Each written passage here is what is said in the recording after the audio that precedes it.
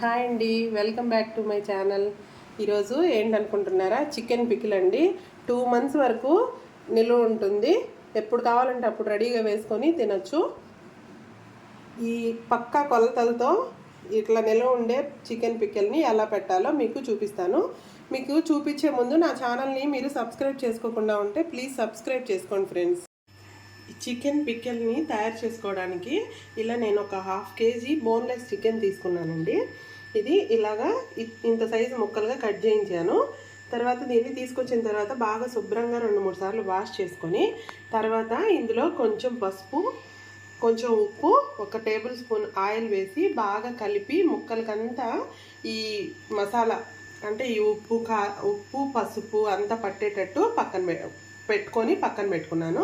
ఇందులోకి నేను వేసిన ఉప్పు సాల్ట్ వేయలేదండి, కల్లుప్పుని ఇలా మిక్సీకి వేసి ఇలా పౌడర్ లాగా చేసుకొని అది కలిపాను. ఎందుకంటే ఇది కలపడం వల్ల ఇది ఎక్కువ రోజులు నిల్వ ఉంటుంది. ఇప్పుడు మనం ఇది ఒక అరగంట కలిపి పక్కన పెట్టుకున్నాం కదండి. ఈలోపు ఈ చికెన్లోకి కావాల్సిన మసాలా పౌడర్ని ఇప్పుడు రెడీ చేసుకుందాము. దీనికోసం అని చెప్పి నేను ఒక ప్యాన్ పెట్టుకొని అందులో 2 టేబుల్ స్పూన్లు ధనియాలు వేసానండి. నేను 1/2 kg చికెన్ తీసుకుంటున్నాను కాబట్టి దానికి నేను 2 టేబుల్ స్పూన్ ధనియాలు వేసాను. ఇలాచి, పట్ట, మొగ్గ, కొంచెం 4 మిరియాలు, కొంచెం 1 టేబుల్ స్పూన్ జీలకర్ర, ఆవాలు, మెంతులు 1/2 టేబుల్ స్పూన్ వేసి ఇలా డ్రై రోస్ట్ చేసుకొని పక్కన పెట్టుకోవాలి. ఇది చల్లారిన తర్వాత మెత్తటి పౌడర్ లాగా చేసుకోవాలి. ఈలోపు పౌడర్ చేసుకున్న తర్వాత ఇందులో చికెన్లో ఉండే వాటర్ అంతా పోయే వరకు ఒక్కసారి మనము బాండల్లో పెట్టి అట్లా వేయించుకుందాం, ఆయిల్ వేయకుండా. చూసారా, ఇప్పుడు మనము ఇది సిమ్లో పెట్టుకొని ఇందులో ఉండే వాటర్ అంతా అయిపోయే వరకు ఇలా కలుపుతూ ఉండాలి. ఎందుకంటే ఈ పికిల్ ఎక్కువ రోజులు నిల్వ ఉండాలంటే ఇందులో వాటర్ ఇట్లా డ్రై అయిపోయిన తర్వాత ఇది బాగా నిల్వ ఉంటుంది. అందుకోసం అని చెప్పి ఈ వాటర్ అంతా పక్కకు పోయిన దాకా ఉంచాలి. ఇందులో 1 స్పూను ఆయిల్ వేసి మనం పక్కన పెట్టుకున్నాం కదండి తడిపి పెట్టుకున్నప్పుడు, అందువల్ల ఇది ఈ పెనంకు కూడా అంటుకోకుండా చూడండి ఇట్లా బాగా వచ్చేస్తూ ఉంటుంది. ఇప్పుడు ఈ నీళ్ళంతా పోయేదాకా ఒకసారి మనం ఫ్రై చేసుకుందాం.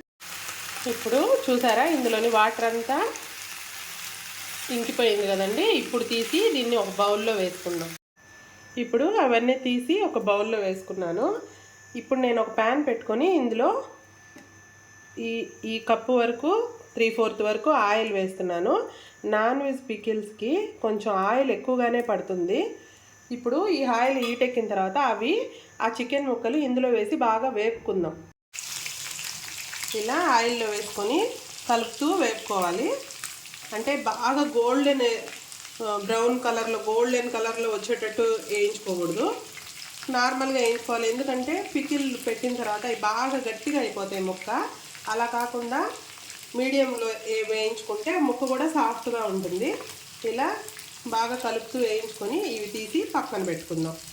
చికెన్ పీస్ని మనం ఇలా తీసుకోవాలి. ఇలా వేగిన తర్వాత తీసి పక్కన పెట్టుకోవాలి. ఎందుకంటే ఎక్కువగా వేపేసేయకూడదు. పికిల్ పెట్టేసిన తర్వాత గట్టిగా అయిపోతుంది. ఆల్రెడీ మనము వేయించుకున్న వాటితో ఇలా పౌడర్ చేసి పక్కన పెట్టుకోవాలి. ఫ్రెష్గా రుబ్బుకున్న అల్లం వెల్లుల్లి పేస్ట్ ఇలా పక్కన పెట్టుకొని ఇప్పుడు నేను 1/2 kg చికెన్ దాకా ఉంది కదండి, దీనికి ఖచ్చితంగా 125 grams ఆయిల్ పడుతుంది. నేను ఒక 3.5 టేబుల్ స్పూన్ వరకు అల్లం వెల్లుల్లి పేస్ట్ వేస్తున్నాను. ఇప్పుడు మనం తీసేసాం కదా, ఆ ఆయిల్లోనే ఈ అల్లం వెల్లుల్లి పేస్ట్ వేసి కొంచెం బాగా వేపుకుందాం.